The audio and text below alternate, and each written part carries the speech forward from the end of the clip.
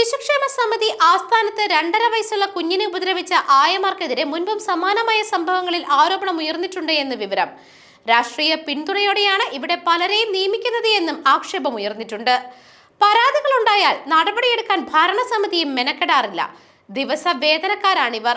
അച്ചടക്ക നടപടിയൊന്നും കാര്യമായി ഉണ്ടാകാറില്ല എന്നും കുട്ടികളോട് മോശമായി പെരുമാറിയതിന് നേരത്തെ ഒരു ആയയെ ജില്ലയ്ക്ക് പുറത്തേക്ക് സ്ഥലം മാറ്റുകയും ചെയ്തിരുന്നുവെന്നുള്ള വിവരങ്ങൾ പുറത്തുവന്നു. ആരോഗ്യവകുപ്പിൽ ഉദ്യോഗസ്ഥനായ ഇടത് യൂണിയൻ നേതാവിന്റെ ഭാര്യയായിരുന്നു ഇവർ. കുട്ടികളോട് മോശം വാക്കുകൾ ഉപയോഗിച്ചതിനായിരുന്നു നടപടി.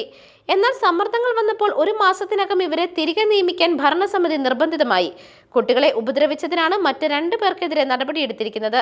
മികച്ച ആയമാർക്കുള്ള പുരസ്കാരം ലഭിച്ച 4 ആയമാരെ തൊട്ടടുത്ത ദിവസം പിരിച്ചുവിടേണ്ടി വന്ന സംഭവങ്ങളും ഉണ്ടായിട്ടുണ്ട്.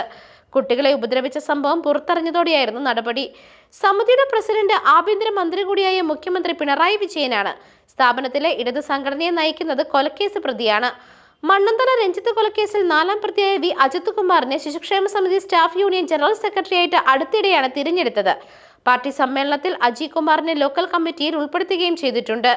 ബാലസംഘം പഠന ക്യാമ്പിൽ വെച്ച് കുട്ടിയുടെ അപമര്യാദയെ പെരുമാറിയെന്ന് പാർട്ടി തന്നെ സ്ഥിരീകരിച്ചയാൾ പോലും ഭരണസമിതിയിൽ ഉൾപ്പെട്ടിട്ടുണ്ട്. CPM സംസ്ഥാന സെക്രട്ടറിക്ക് ലഭിച്ച പരാതിയുടെ അടിസ്ഥാനത്തിൽ നടത്തിയ അന്വേഷണത്തിൽ ആരോപണം ശരിയാണെന്ന് തെളിഞ്ഞിട്ടും ഭരണസമിതി അംഗത്തിനെതിരെ നടപടിയുണ്ടായിട്ടില്ല. കിടക്കയിൽ മൂത്രമൊഴിച്ചതിന് 2.5 വയസ്സുള്ള പെൺകുട്ടിയുടെ സ്വകാര്യ ഭാഗങ്ങളിൽ മുറിവേൽപ്പിച്ച സംഭവത്തിൽ തൈക്കാട് സംസ്ഥാന ശിശുക്ഷേമ സമിതിയിലെ താൽക്കാലിക ആയമാരായ പോത്തൻകോട് അണ്ടൂർക്കോണം സ്വദേശി AK അജിത 49 വയസ്സ്, അയ്യൂപ്പാറ സ്വദേശി മഹേശ്വരി 49 വയസ്സ്, കല്ലമ്പലം നാവായിക്കുളം മുല്ലനെല്ലൂർ സ്വദേശിനി സിന്ധു 47 വയസ്സ് എന്നിവരെയാണ് മ്യൂസിയം പോലീസ് അറസ്റ്റ് ചെയ്തത്. അജിതയാണ് കുഞ്ഞിന്റെ സ്വകാര്യ ഭാഗങ്ങളിൽ നുള്ളി പരിക്കേൽപ്പിച്ചതെന്ന് അന്വേഷണത്തിൽ കണ്ടെത്തിയിട്ടുണ്ട്. മഹേശ്വരിയും സിന്ധുവും ശരീരത്തിന്റെ പല ഭാഗങ്ങളിൽ മുറിവേൽപ്പിച്ചു. പ്രതികൾക്കെതിരെ പോക്സോ, ജുവനൽ ജസ്റ്റിസ് വകുപ്പുകൾ പ്രകാരം കേസ് രജിസ്റ്റർ ചെയ്തിട്ടുണ്ട്. News desk മെഗ്നവിഷൻ.